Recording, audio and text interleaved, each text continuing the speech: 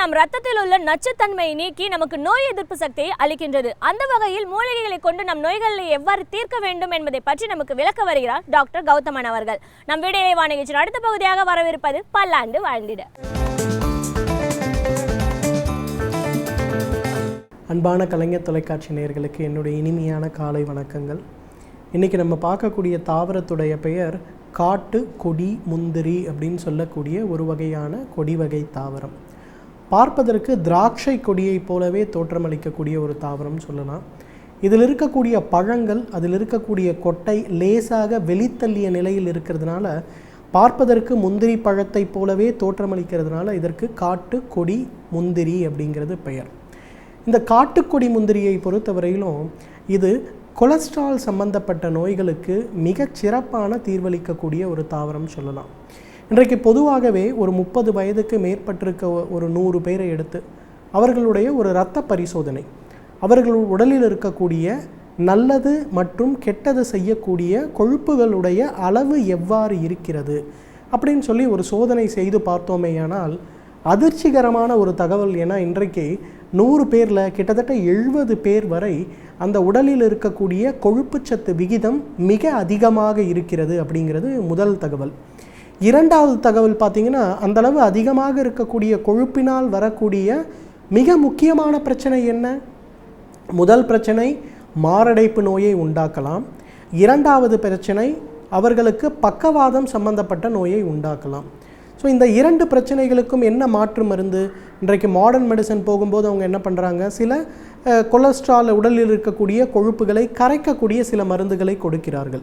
அந்த மருந்துகளுடைய முக்கியமான பக்க விளைவாக எது இருக்கிறதுன்னு பார்த்தீங்கன்னா, ஈரல் செயல் குறைபாடுன்னு சொல்லக்கூடிய ஃபேட்டி லிவர் அப்படின்னு சொல்லக்கூடிய ஒரு நோயாக அது மாறுகிறது.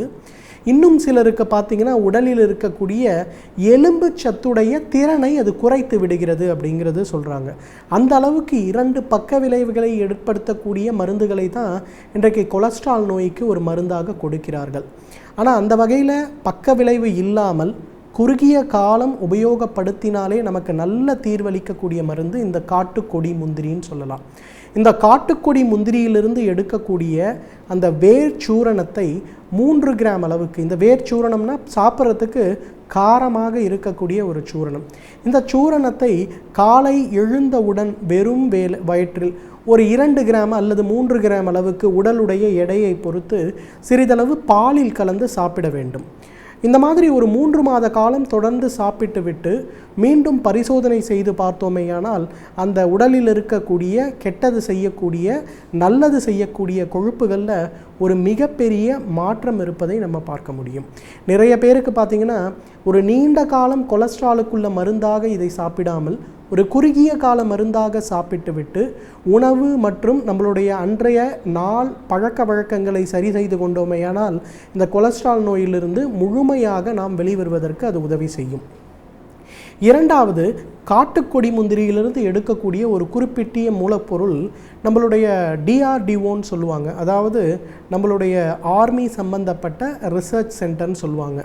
அது சம்பந்தப்பட்ட ஒரு முக்கியமான ஆராய்ச்சி, மருத்துவ ஆராய்ச்சி பிரிவு என்ன பண்ணியிருக்காங்கன்னா, இந்த காட்டுக்கொடி முந்திரியிலிருந்து எடுக்கக்கூடிய ஒரு குறிப்பிட்ட மூலப்பொருளை வெரிகோஸ் வெயின் சொல்லக்கூடிய, அதாவது கால்களில் இருக்கக்கூடிய இரத்த குழாய்களில் இருக்கக்கூடிய அடைப்பு மற்றும் சுருக்கம் சம்பந்தப்பட்ட நோய்களுக்கு ஒரு மருந்தாக கொடுக்கும்போது அது எந்த வகையான மாற்றத்தை ஏற்படுத்துகிறது அப்படின்னு சொல்லி பார்க்குறாங்க.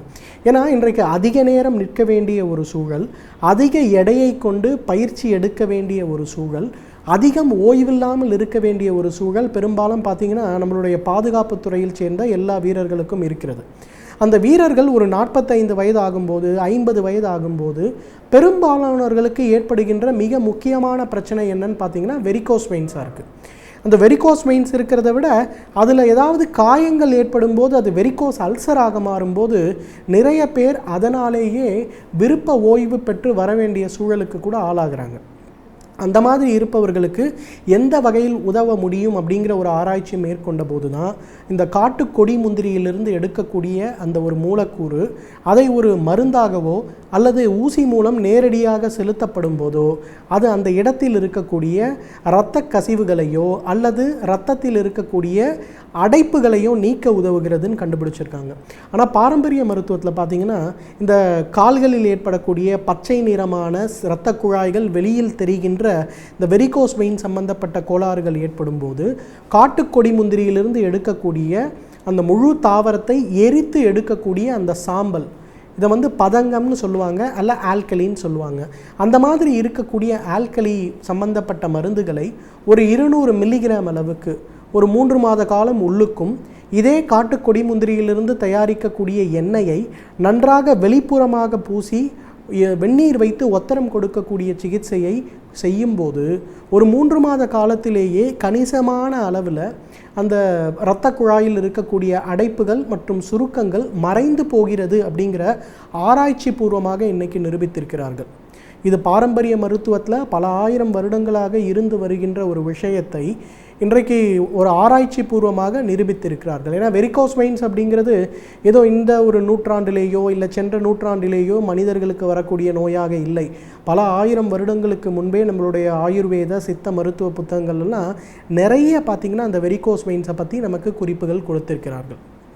அதே போல் இந்த காட்டுக்கொடி முந்திரியுடைய இன்னொரு மிக சிறப்பான குணம் என்னன்னு பார்த்திங்கன்னா, இந்த முந்திரி அந்த கொட்டை போன்று இருக்கக்கூடிய அந்த ஒரு விதையை நெருப்பில் இட்டு எரிக்கும் போது பார்த்திங்கன்னா வெண்மை நிறமான ஒரு திரவம் சுரக்கிறது. இந்த திரவம் பார்த்திங்கன்னா பொதுவாக சிறிதளவு அமிலத்தன்மை இருக்கக்கூடிய திரவம். பாரம்பரிய மருத்துவத்தில் என்ன பண்ணுவாங்கன்னா, ஒரு அகல் விளக்கு மாதிரி கீழே வச்சுட்டு இந்த கொட்டையை வந்து அந்த அகல் விளக்கில் வச்சு நன்றாக கீழே நெருப்பு வைத்து எரிய வைப்பார்கள். வைக்கும்போது பார்த்திங்கன்னா அதிலிருந்து அந்த திரவம் சுரக்கும். அந்த திரவம் 10 மில்லி இந்த காட்டு கொடிமுந்திரி கொட்டையிலிருந்து எடுக்கக்கூடிய திரவத்திற்கு 1 லிட்டர் நல்லெண்ணெயில் அதை நன்றாக கலந்து அதை பதப்படுத்தி அதை வந்து சோரியாசிஸ் நோயாளிகளுக்கு வேகமாக தழும்புகள் குறைவதற்கு கொடுக்கக்கூடிய வழக்கம் பல ஆண்டு தொட்டு தொன்று தொட்டு பாரம்பரிய மருத்துவத்தில் இருந்து வருகின்ற வழக்கம்.